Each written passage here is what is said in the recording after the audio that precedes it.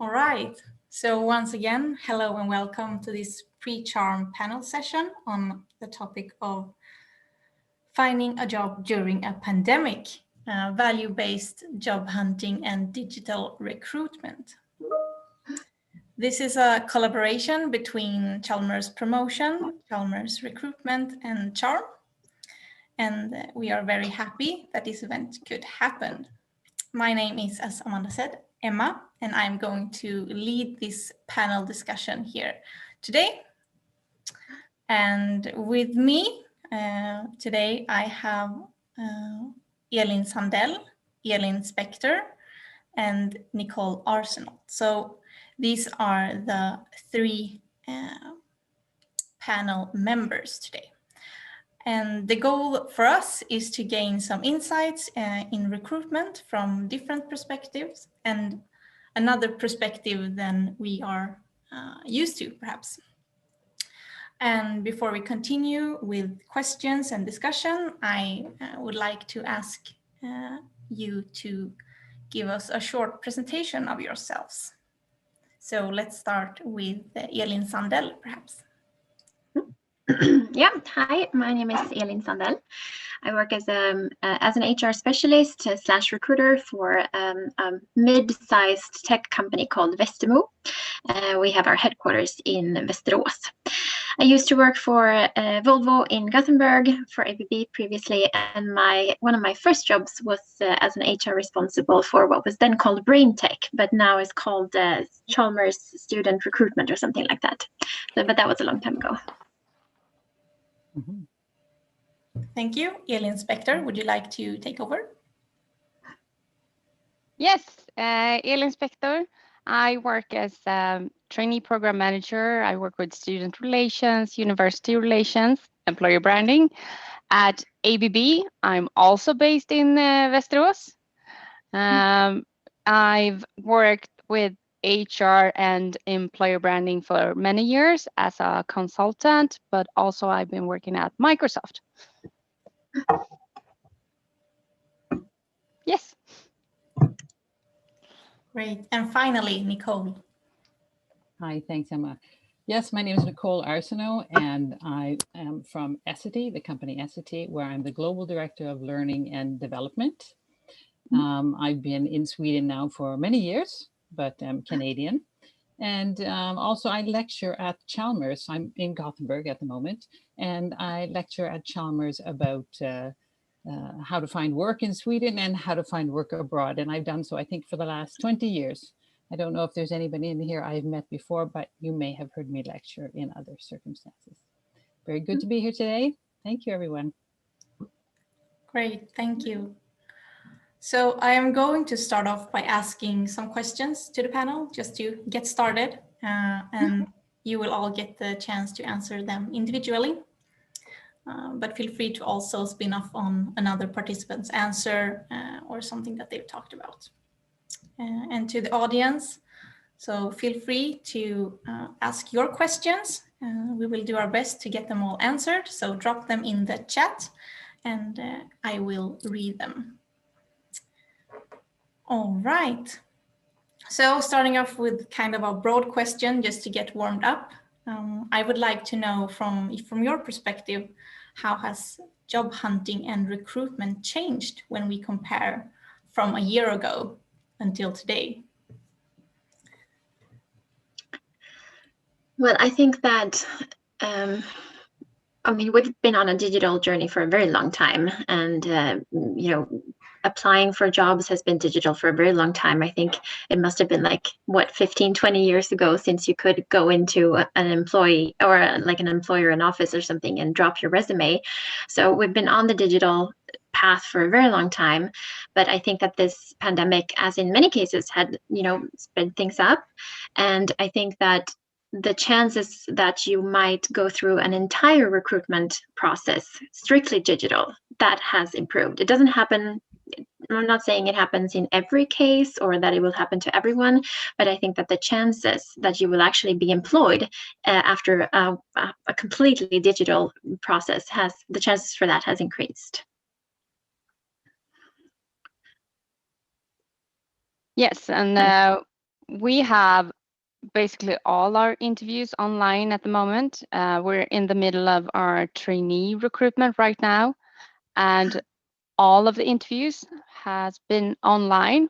And I think it's a really great tool, and you get to see people in another way, or you get to, it's not as biased maybe, but so it has improved a lot. I would say that we are better at it than in the beginning of the year, and I think we can get even better. But actually, I got my job online, and that was before the pandemic. Since my manager is based in Switzerland, so I've never met him because then the pandemic came. But also the recruiters here in Västerås, I never met them at all. So it works, and I think we found really great talents that way. Very interesting, Elin, the way that has gone for you, actually. I mean, my own recruiting was on the telephone many times, but then a face-to-face meeting. But here at Essity, we've done a lot of recruiting now, and it's online. It's online, and you actually never meet the person because they don't come into the office. And that's, of course, a different challenge. How does it work when you're in the office and haven't met people?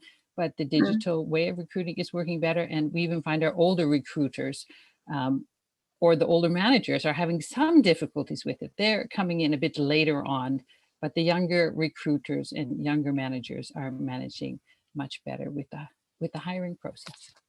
Yeah. You've all talked a little bit about the digital recruitment here. Do you think that, and there are certainly a lot of challenges, but do you think there are any, like, the strengths of digital recruitment? What could those be? Yeah, I thought about an aspect of that. It doesn't have that much to do with the pandemic, but something that has, started even before. But I think that with the more digital tools we have, and especially when you take in like the AI solutions, for example, if you record a video interview, and then the algorithm sort of decodes your answers instead of a person watching it, what it means is that more people will get more opportunities to show different parts of themselves, different aspects. Instead of just sending in a resume or sending in an application, we actually have the ability to let more people go through to the next stages, rather than, my time as a recruiter is actually, it's quite small, but if the more digital tools I have that the candidate can actually sort of handle themselves, that means that more people get more chances to show different aspects of themselves and not just the application. And I think that this pandemic or this situation really has also, sped that up or made it even more important. Yes, and then we have the biased part. That is really important. I agree with you, Elin, because as you said, we can, it's more inclusive or somewhat, and we can invite more people, so more people will get, more candidates will get the chance. And then the aspect of we're not biased when we use online tools. So that is really, we value it a lot.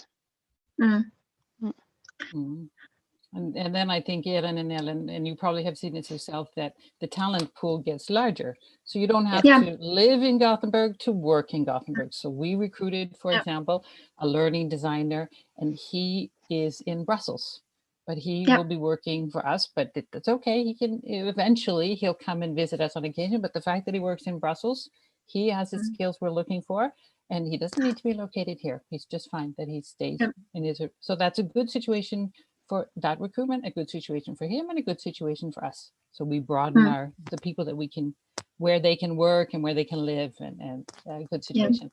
Yeah, and I think that's something that I think both we've seen some situations where someone might have like a summer house, or they might have had a dream of moving back home or further away. And then during this pandemic, they realize, well, I'm sitting from home anyway. I'm going to do it for a long time. I could actually move to my summer house, and, no one it wouldn't make a difference to anyone.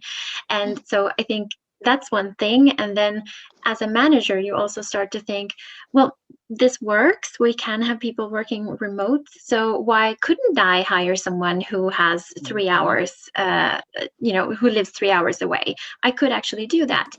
I don't think that we're going to see a dramatic increase in those situations, because you still want to have like, okay, well, we need to know that there's a possibility that you could come into work, or what if the pandemic, when we have the opportunity. And there are also some laws that since as an employer, you have a lot of responsibilities towards the people who work for you in Sweden. And I think we need to wait and see a little bit, what will those laws look like in the future as well, because we might have what if we have to go home to everyone that works for us and make sure that they have a safe environment and so on? You don't want to go to Brussels every 2 weeks to check that his office is fine. So we'll wait and see a little bit on what kind of rules and regulations will change. But I definitely think that in general, the geographical working market has sort of, opened up a little bit. Yeah, expanded, yeah. Expanded. Sure.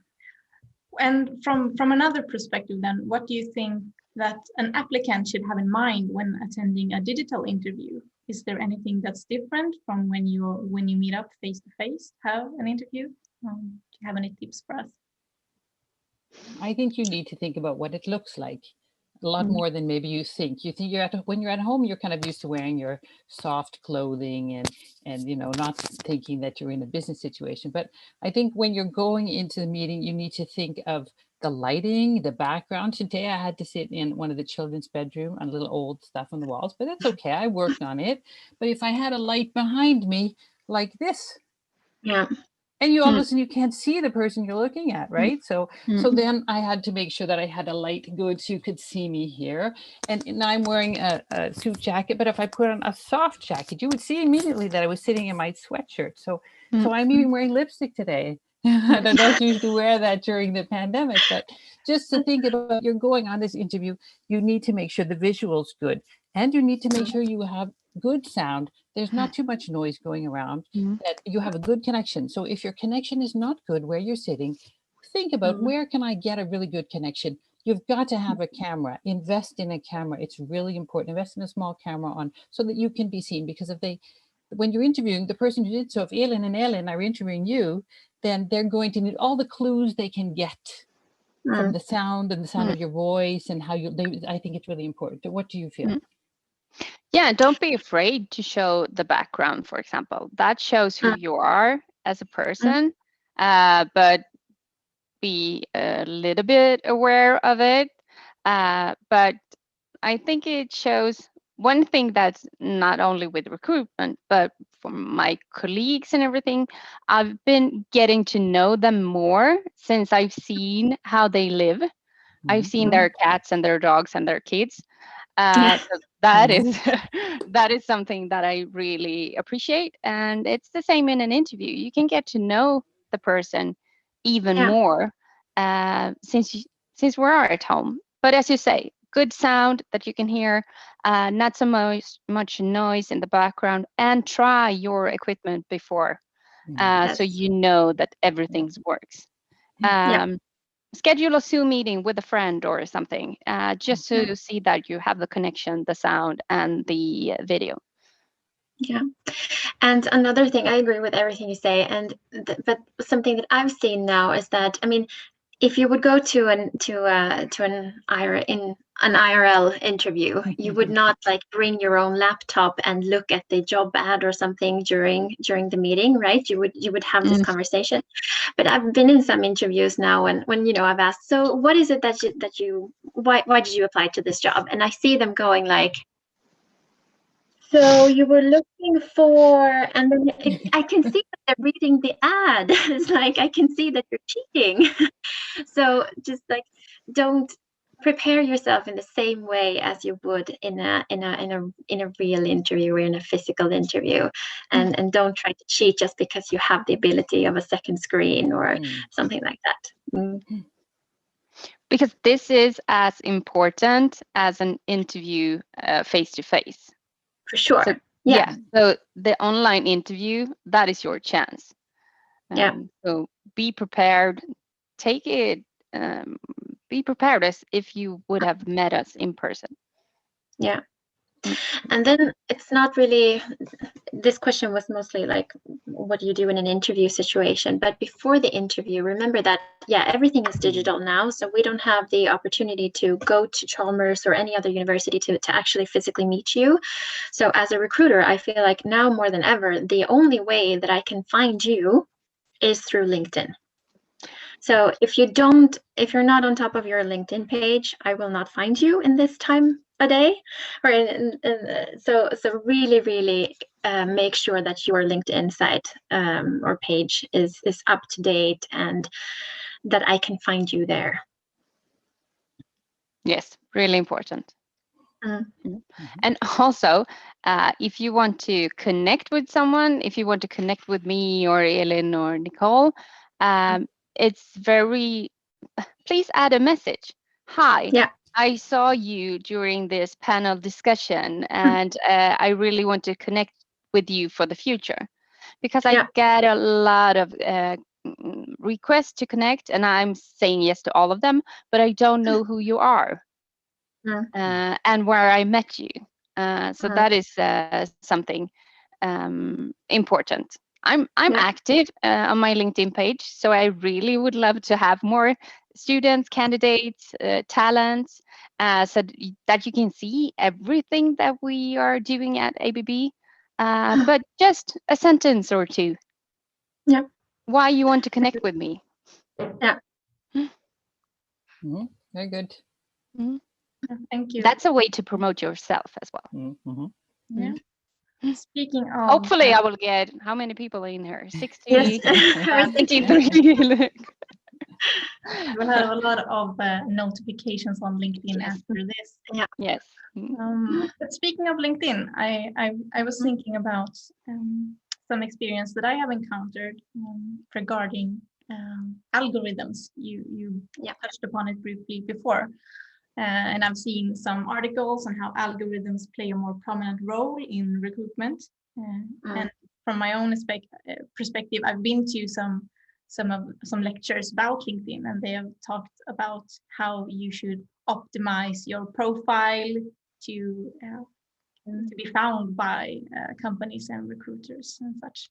So from your perspective, what part do you think algorithms play in recruiting today? And what's worth keeping in mind about them when you are looking for a job? Well, I'm no expert in the algorithms. I'm a user, and I'm not the one writing algorithms. But I mean, they are there in different aspects. They are there in LinkedIn, and I mean, there's algorithms in anything. It's whether you write. If you write something on LinkedIn and then in a certain amount of time, if someone likes, if the one who likes has a lot of followers, and then you get promoted by the algorithm or favored by the algorithm and so on. You can probably Google this and you will be explained. You get a better explanation. But then there's algorithms. There could be algorithms in. For example, if you record a video, there are programs that, there's never a human watching the video that you recorded. It could be like an algorithm making those interpretations, for example. There's been a lot of debate about that, if they're biased, but then again, people are also biased. So they can be in so many different stages of the recruitment process. And I'm not a LinkedIn expert in those algorithms, but yeah. Anyone else? Well, I guess and I'm not an expert at all, but of course it's like everything, there's good things and bad things. We can build our biases into the system, which will cause us, of course, a lot of problems. So that's something on our side of the table we need to be aware of. And it's good for everybody, all of you who are looking, is an awareness so that this does not, so we actually build in or make them a part of the system, that we have biases in the system. And it's just since it's fairly new for us, then we need to be aware of it and really crunch down on that, because we really encourage that we have a diverse workforce in all different ways. That's very, very important for our success. So we don't want to see any damage to our success through that. Yeah. So let's just, I see we got two questions in the chat, and I was thinking to keep the thread in this conversation, we will start with the second question and then move on to the first question. I hope that's okay. So we got a question here. What is most important to include in your LinkedIn profile, and what are things to keep in mind with LinkedIn? What do you look for in a profile and in people? I think that it depends on what you want to do with your LinkedIn. A lot of like professionals, they would like to, I mean, you could build yourself like an influencer in LinkedIn, whether you're a salesperson or you want to be considered like someone who knows a lot about, like an expert. You can build yourself as an influencer. That's one track. If you want to use LinkedIn as a tool to find a job, then that's another thing. But so if we're talking about trying to get a job through LinkedIn, you should think about LinkedIn just like you do with a resume. Make sure that you have everything that you have done. Make sure that you have your education, and not just that you write like I went to engineering physics at Chalmers, but describe what you actually studied, what you liked the best, what did you focus on, did you take any extra classes. Make sure that when you're a student or soon to be graduate, make sure that you describe any kind of experience that you have. Your master thesis, for example, make sure that you have that like separate, almost like a job, and describe, because that's probably one of the most important things that you have on your resume. Also, because when I talk to students, a lot of the times they will say, well, I don't have any related experience. I've only worked in a warehouse or something in the summers. I shouldn't write that in my resume, right? I think you should. It won't prove that you're a good programmer, or it won't show that you're a good engineer, but it will show that you have your responsibility, that you have that you've done something, that you value work ethics or whatever. I think that you should write those things down.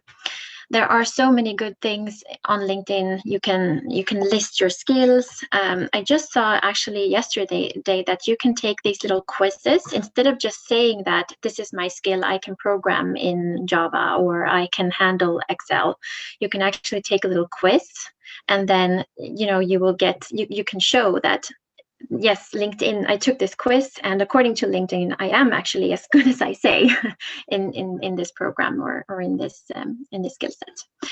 So that's something that you can do. And also make sure that you write these things. Think about it like, us recruiters, we will search for topics. So make sure that you have the topics in your profile that you want to work with. If you want to program in C#, then it has to say on your LinkedIn profile that you can program in C#, because that's what we will look for. And then don't just keep it as a silent resume, but be active on LinkedIn.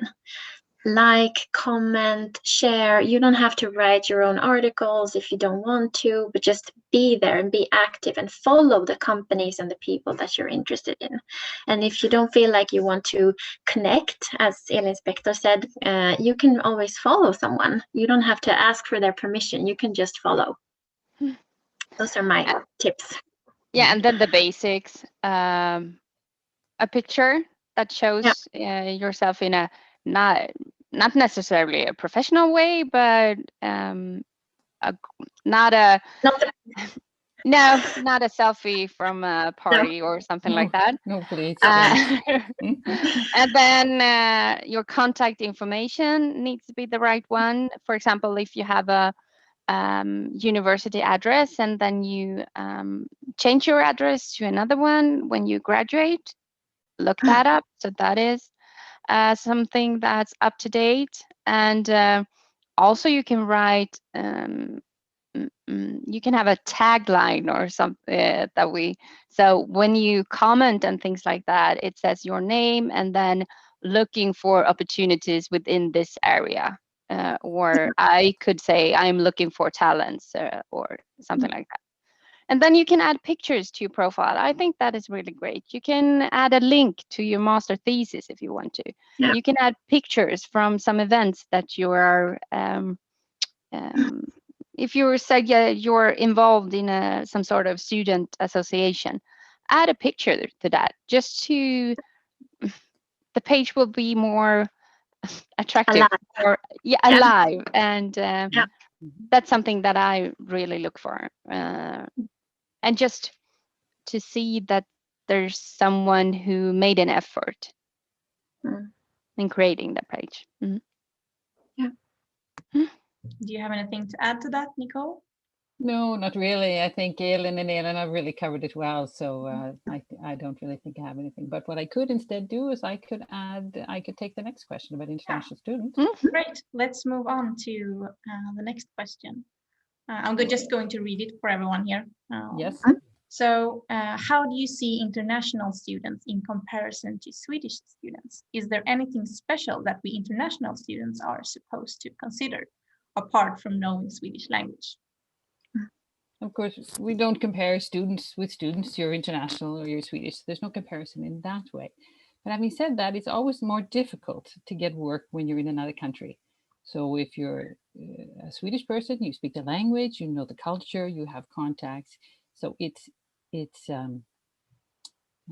will be easier. If you're an international student, it's going to be harder to learn. If you're going to learn the language or if you decide you're not going to learn the language. But a really important thing here is to remember what your strength is. As an international student, you can say you have part of your weaknesses will be that you're not Swedish.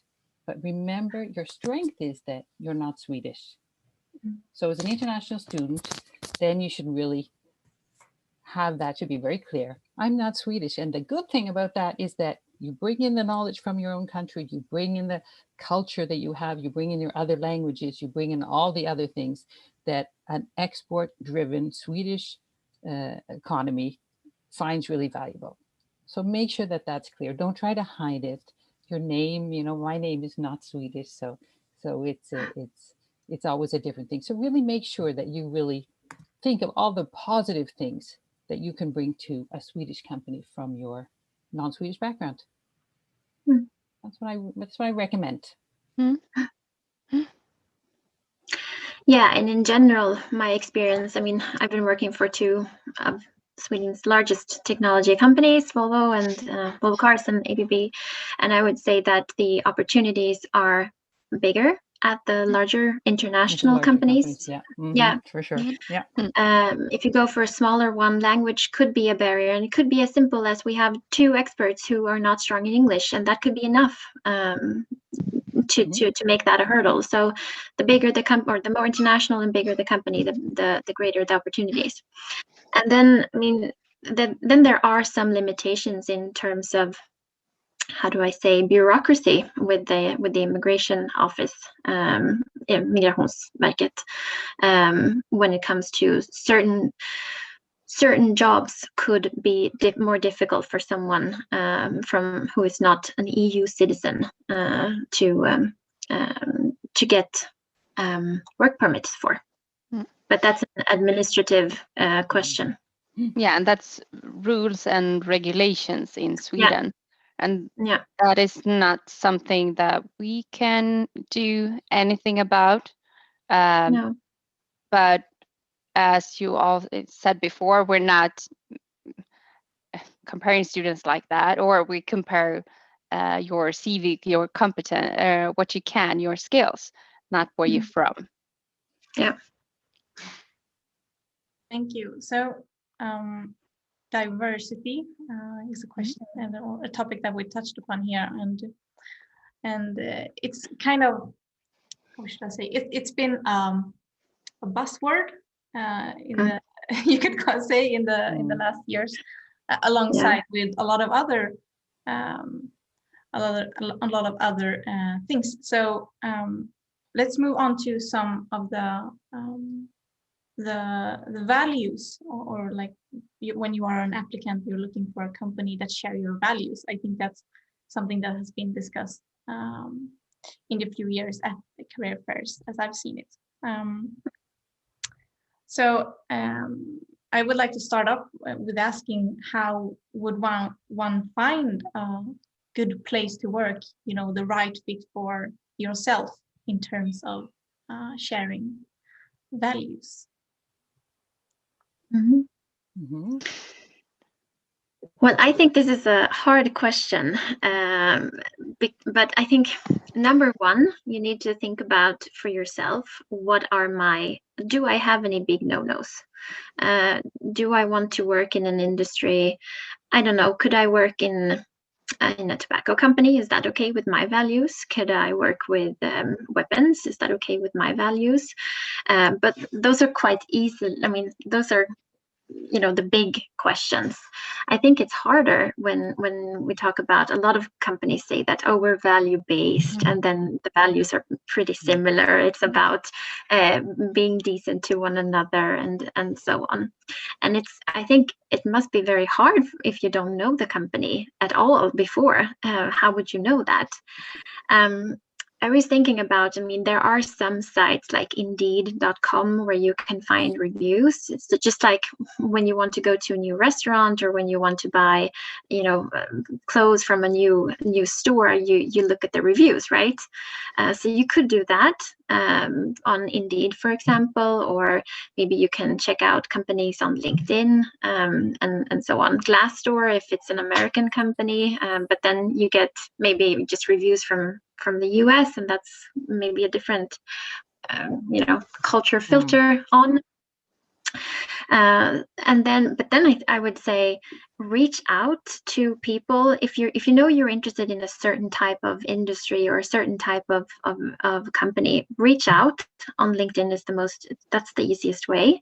And then just don't waste an opportunity. If you meet someone from that company, whether it's your partner's friend, or if it's at a fair or wherever, just make sure that you ask the right questions that you think are important, that's important to you. But I don't think that you will be able, if you have some values that are really, really important to you, I don't think that you will, no matter how much the companies wants to, you won't be able to find that on a website, right? You have to meet the person, I think.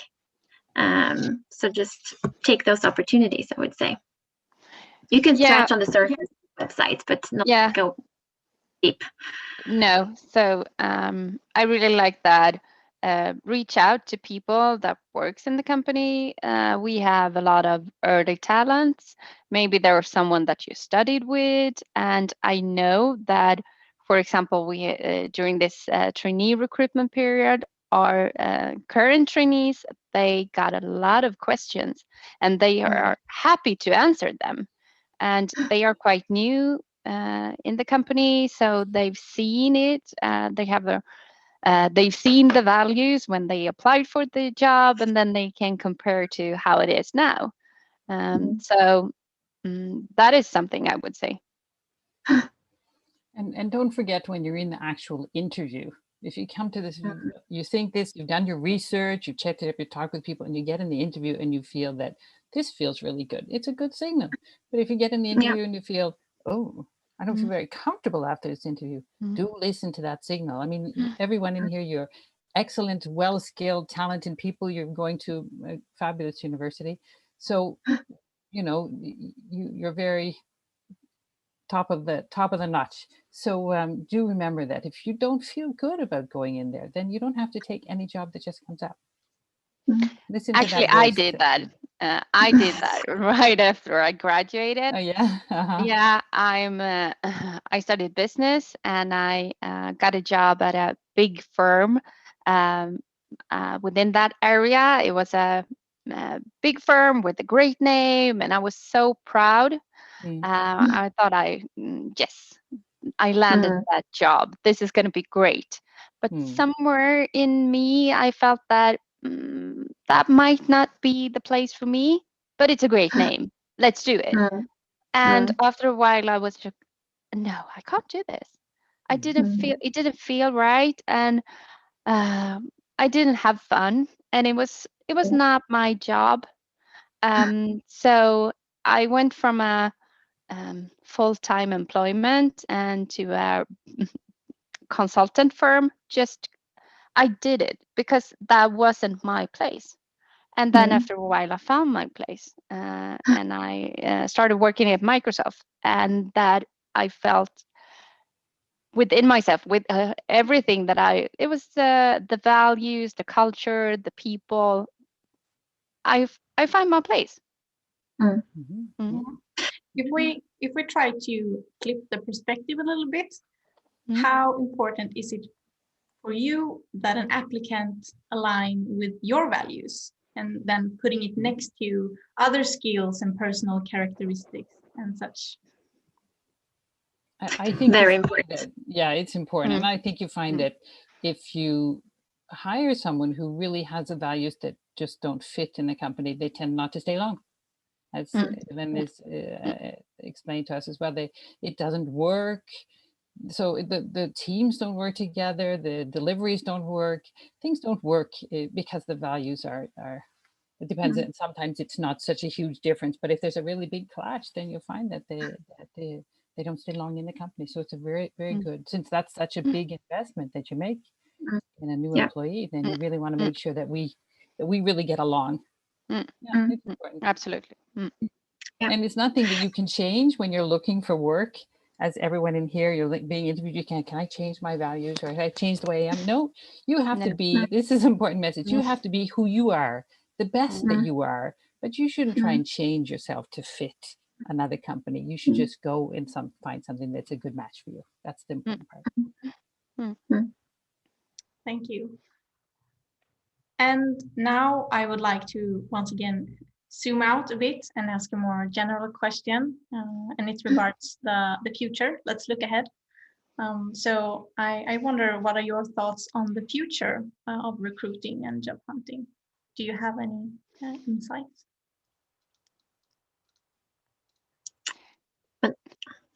Yeah, I would say that we will continue working a lot online, I would say, with recruitment. And I think it's a journey that we just begun. So we are going to see this even more.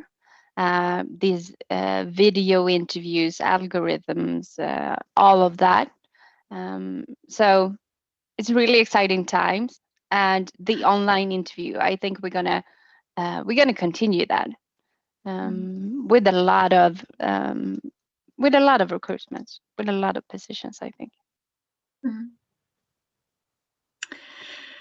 Yeah, I agree. I think it's going to continue to get digital. I think that we will tweak some of the tools that already exist. I think that testing, there's been a lot of debate about tests and capacity or IQ tests or whatnot. I think that we will see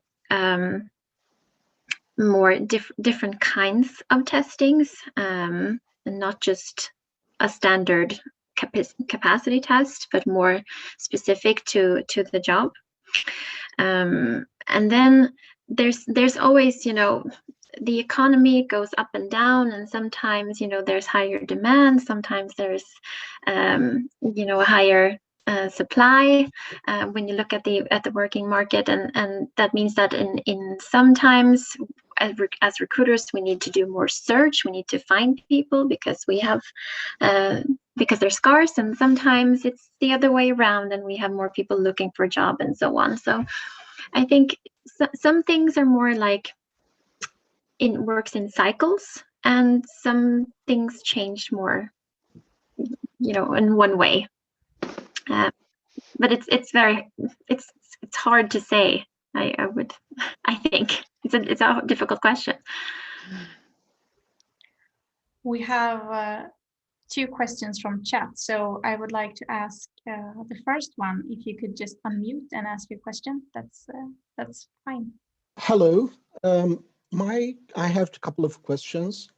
First of all, regarding the bias situation, I think I'm just want your comment, but it's like that's my small experience regarding job hunting and looking into like working also like with the Chalmers Recrytering. There is some branches are still not so diverse as we want. And there is others is like more open to diversity, especially like between if we are speaking national, international, and like sexual diversity, like the equality opportunity for both men and female. So what is your comment regarding branch play a role regarding this aspect? And my second point is regarding the values. Like sometimes even if you had to find a job in a tough market, maybe sometimes you can reduce your values just because you want to start your career. Because I know people who have suffering or now going under very tough working environments. The problem is like it's the only opportunity that was available in front of them, and they have to start because they are wanted to live in Sweden or they are living in Sweden and they just want to start their career. What about that also? Thank you. Okay, so the line was a bit unstable, so I think I missed a couple of words. Maybe we can just recap what the questions were. The first one was about different branches and what we thought about them being, some are better in diversity and some are worse. Was that the first question? Yes, that's my first question. Yes. And the second question was, what do we think about people from other countries who feel like they need to start their job in Sweden on a lower level than they should?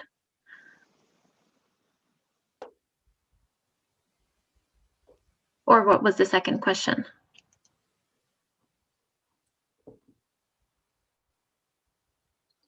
Have we lost him? Okay, maybe you can write your question, the number 2, and we can answer the first one first then. So let's start with the first one, and then please write the second question in the chat and we will take it up just after the first question. Well, I think diversity in different branches, it's a hard topic. I could talk about that all day. So first of all, diversity means so many different things. It's gender, it's age, it's background, it's nationality, and so on. I think in Sweden we tend to focus on gender and age, and there is an explanation for that, and that is those are the 2 categories that we can actually measure. We could not measure ethnicity, for example. In Sweden, you would never find, when you apply for a job, no one asks you what your ethnicity is, for example, which you can definitely do if you were applying for a job in the US. So I think that's the reason, or one of the reasons, why these 2 topics of gender and age is so common, because we can actually measure that. And a lot of people will say that, and I'm one of those, what gets measured gets done. I think there's a lot of truth in that as well. I don't really know what to say. There are, as I said, so many aspects of this. I think that we need to work on so many different levels in order to be more diverse. I do think that things are going in the right direction, but it's going quite slowly. It's about who studies in which programs. It's about managers and HR being open to people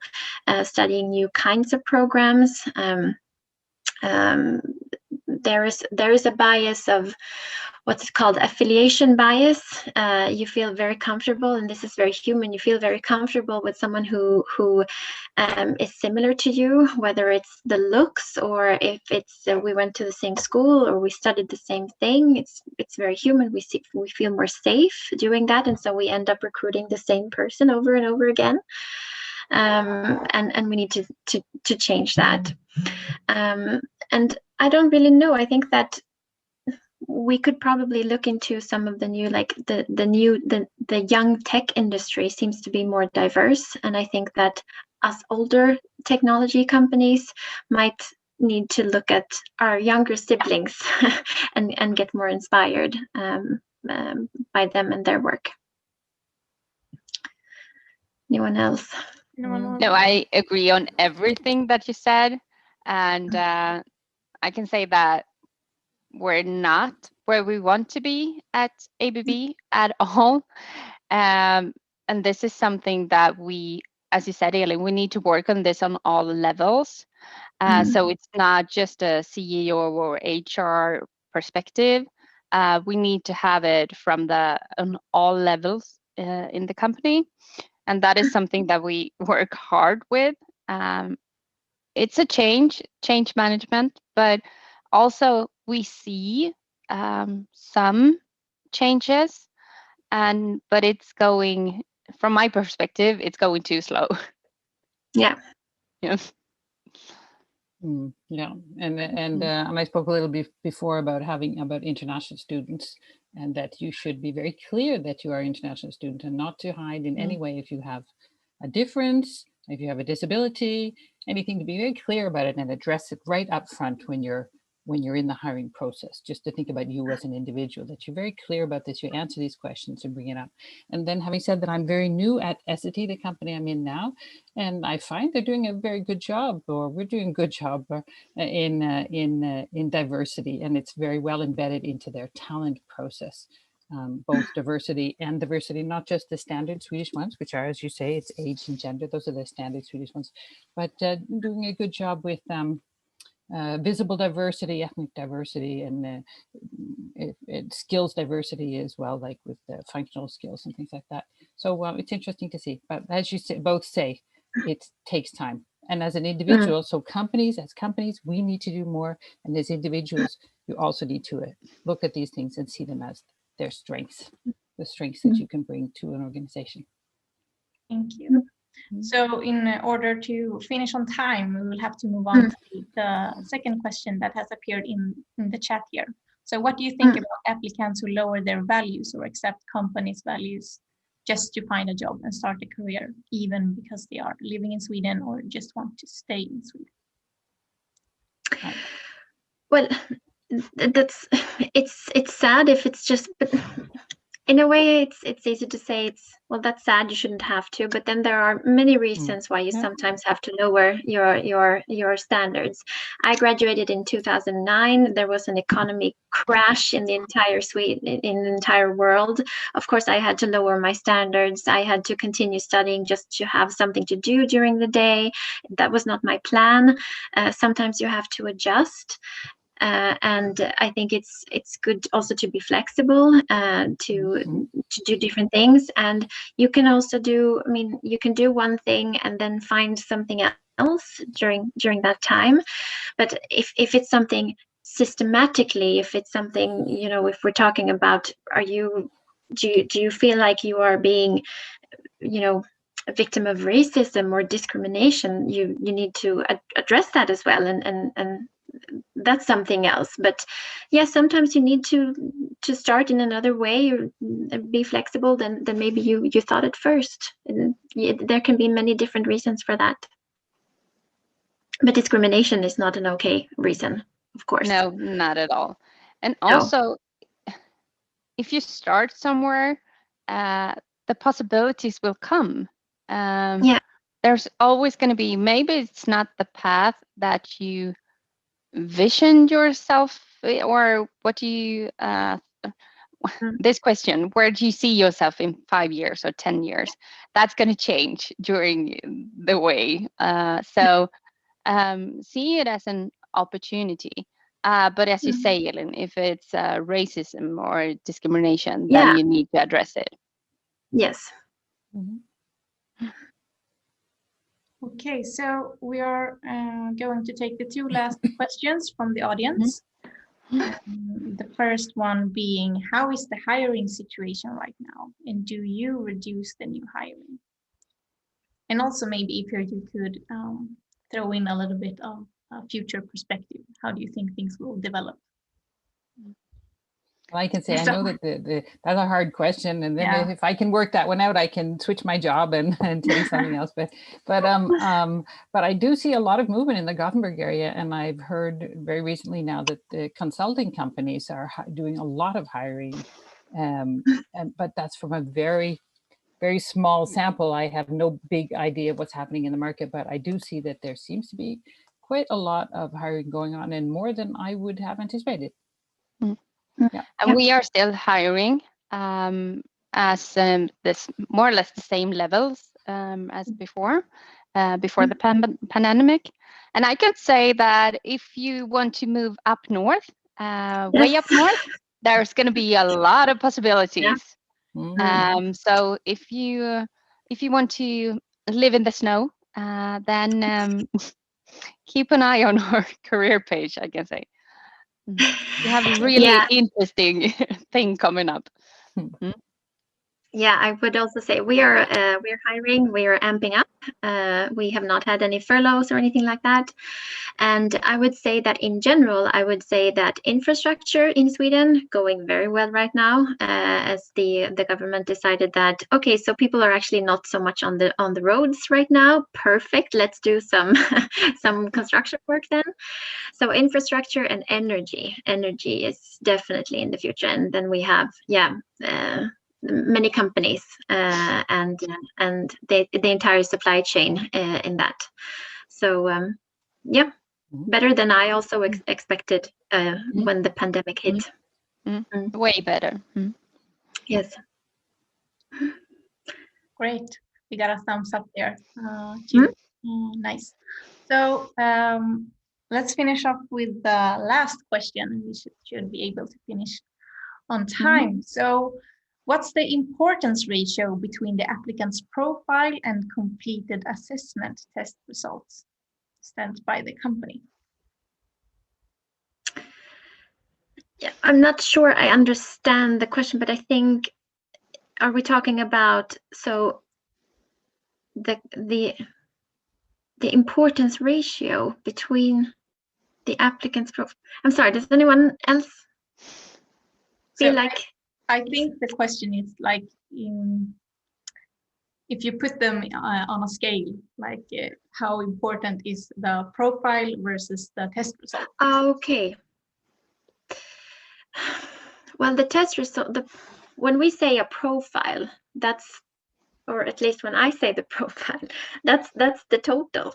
That's everything. So that's your experience, that's what you want, that's your personality, that's your test result, that's everything. So, but if you mean the application or the resume versus the assessment test, it depends on what the recruitment process is, with which job it is. But usually I would say that the assessment result, the test result, that's part of your entire profile.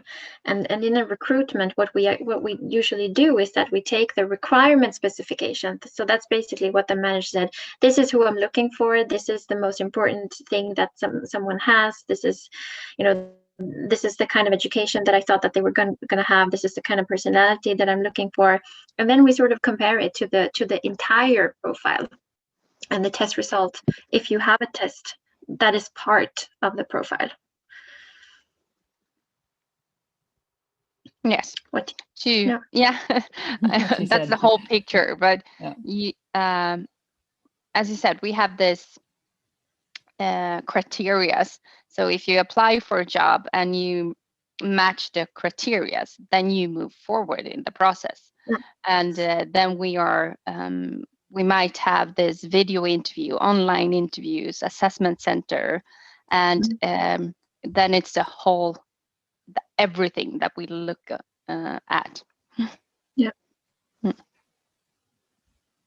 Yeah, it's just not so black and white that you can say this No. is this way, it's No. this way. I mean, you have the different step by step, and later in this process comes in the test, and that's just a factor that you take in when you're looking at it. So it's not black and white, Yeah. unfortunately. It's No. just part of the process. Yeah. Thank you for that. So it's time to finish up. But I would just like to sneak in one last question. That is, I would like you. Prerogative. I would like you all to give your single one best tip for the digital career fair coming up here in the next 2 days here at Chalmers. I would say be active, reach out. Yeah, and get to know what are all the companies there. Get a good go through, find out the jobs that this company looks great. I like this company, and get So, like Emma says, be active and really do your research. You guys are all good at research. Do that before you get there. And you are talents, all of you, and we're happy if you want to choose. If you choose us, it's not only that we are choosing you. It's based on the values that we should be a match. So as you said, do your research, look at companies, chat with people. Yeah, I agree. Be prepared, know what you're looking for. Don't just ask questions because you think you've heard someone say it. Recruiters love to get asked questions. Just ask us what you were interested in. Go to the companies that you are interested in and decide before what is important to you, and if that's based on some sort of value, or if it's about what kind of tasks will there be at this job, but ask what is important to you. Thank you. And have a good LinkedIn page.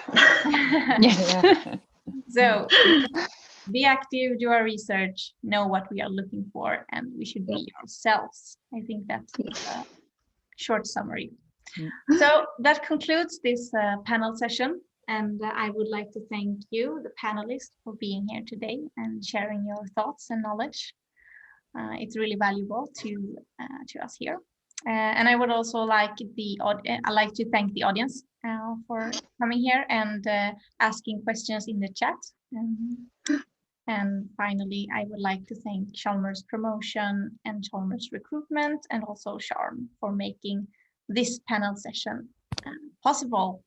So thank you, and hopefully we'll see each other soon again. Yeah. Thank you. Take care. Nice talking with you. On LinkedIn I just got. Yeah, I got a lot of them. I like it. Thank you. Take care, everyone. Bye-bye.